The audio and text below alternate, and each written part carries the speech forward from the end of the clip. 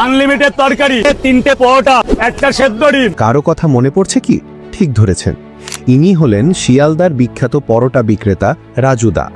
সেই কাক ভরে এসে যিনি এনআরএস হাসপাতালের সামনে পরোটা বিক্রি করেন। দুপুর গড়ানোর আগেই শেষ হয়ে যায় সব পরোটা।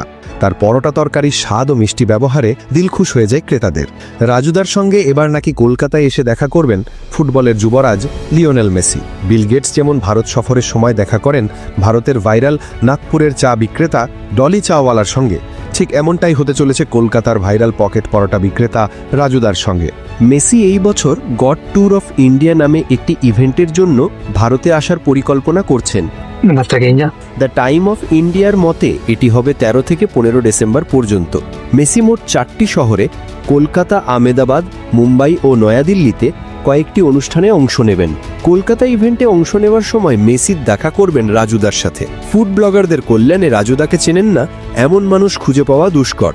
সহজ সরল চেহারা আর আন্তরিক কথাবার্তার জন্য রাজুদা নেটিজেনদের কাছে খুবই কাছের মানুষ।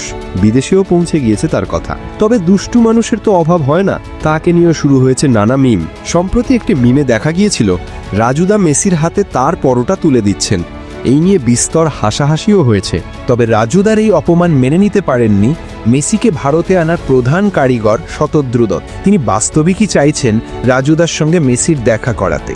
শতদ্রু দত্ত তার ফেসবুকে পেজে রাজুদা ও মেসির মিমের ছবি পোস্ট করে লিখেছেন, আমি এই ছবিটা দেখছি সোশ্যাল মিডিয়াতে ঘুরছে, শুনলাম উনি পরোটা বিক্রি করেন, অনেকেই মজা করছে এই ছবিটা নিয়ে, কিন্তু আমার একটাই প্রশ্ন, কারুর বাবা তো তাকে টাকা দিচ্ছে না।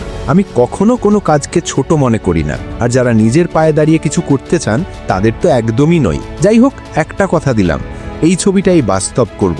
ইনি মেসির সঙ্গে দেখা করবেন, আমি করাবো। ভিডিওটি ভালো লাগলে লাইক দিয়ে চ্যানেলটি সাবস্ক্রাইব করে বেল আইকনটি বাজিয়ে দিন।